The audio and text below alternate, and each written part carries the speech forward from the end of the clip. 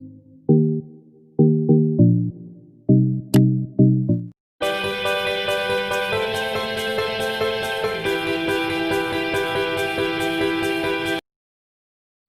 creator of all there is and ever will be in the Omniverse, the one above all, is the most powerful being and effectively the ultimate god of Marvel.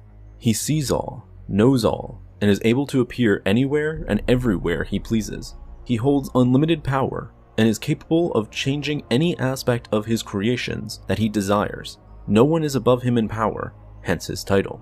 But despite being the most powerful being in Marvel, the one above all has rarely appeared in the comics, only making brief appearances here and there, and even more rarely using the full extent of his powers.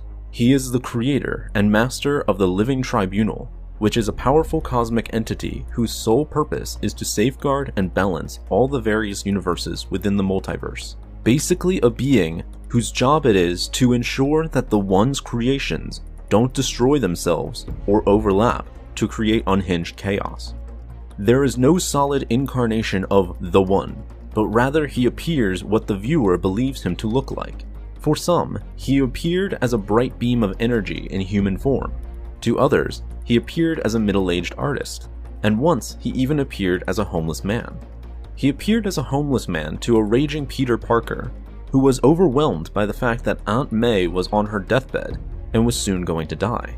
Initially, Peter was hostile towards the man, telling him to back off as he wasn't in the mood to talk to any random strangers. But that soon changed when the homeless man healed Peter's bloodied hands that he received after aggressively punching a dumpster. Realizing this wasn't any ordinary person, Peter asked him who he was and began to get a bit nervous as he became aware that his spidey sense never alerted him of the homeless man's approach. The homeless man went on to reveal himself to the young man, filling his mind with his true identity. Peter then understood that he was now talking to his creator.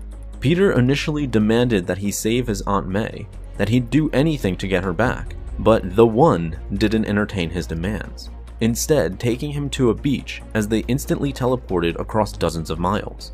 There he showed Peter the thousands of people he had saved as Spider-Man, showing him all the good he had done despite all the suffering he has gone through while taking up that role. That most people that experienced the same suffering tended to become worse as people, but not Peter. He was different, and that he should be proud of his actions despite the hardships he had gone through. The One then left Peter with the final words that he must have faith. It's not clear why the One took the time to do all of this, but there are two possible explanations. The first one could be that he truly cared for Peter, as he viewed him as such a pure person, so much so that he genuinely was proud of his creation, and he wanted to make him feel better without directly altering anything else. The One did in fact value the unique, and Peter was quite unique for a human, so he likely held a special place in his mind. The other explanation could be that the One was simply trying to better understand his creation's feelings. Maybe he didn't fully understand humans and wanted to get a direct glimpse into them. Some fans have suggested that it's possible that humans were not directly created by the One, which may explain his keen interest in them, but so far there haven't been any concrete answers to his motives. Another case of the One appearing in the comics was where he likely demonstrated the greatest extent of his power, when he literally restored an entire universe after Thanos and Earth 19141 Adam Warlock destroyed it.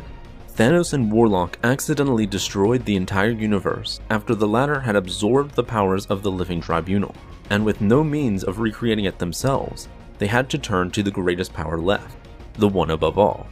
The One appeared before them as a human form of glowing energy, casually changing its appearance across genders during their conversation. After negotiating with the One, Warlock agreed to take up the great responsibilities of becoming the new Living Tribunal, in exchange of having the universe they accidentally destroyed be restored. The One appeared again as a middle-aged man when the Fantastic Four entered heaven as a means to save the Thing from death. When they saw their creator, they were all shocked to see him to be just a regular dude living in an average house. He explained to them that he appeared the way he did because that was how they saw him, for that was what his creations did. They found humanity in him. It's later revealed that the One is an artist, and that he creates his worlds by first drawing them and then letting them play out as they would naturally. This is a subtle nod to the audience, which implies that the One is basically the real-life comic book writers and artists. Anyway, the One later reveals to them his tool of creation, a simple pencil. Later, using the same item to heal Mr. Fantastic's burn on his face, he then told them that he was going to save Grimm from death before teleporting them all back to reality with their fully healed friend. So these were the three main instances of the One Above All appearing in the comics and having a huge impact on the story. Which of the three versions of the One do you guys prefer? The mysterious creator who indirectly influences his creations, like we saw him do with Peter Parker? Or the all-powerful creator that uses his unlimited power to reverse the consequential actions of some characters, as seen with Thanos and Warlock? Or finally, the more comical and light-hearted version of him, where it's a subtle nod towards the audience, that he represents the comic book writers and artists that produce the Marvel stories? Let us know in the comments below. Thanks for watching this episode of Hero History. Be sure to like and subscribe for more videos like this one. And as always, have a marvelous day.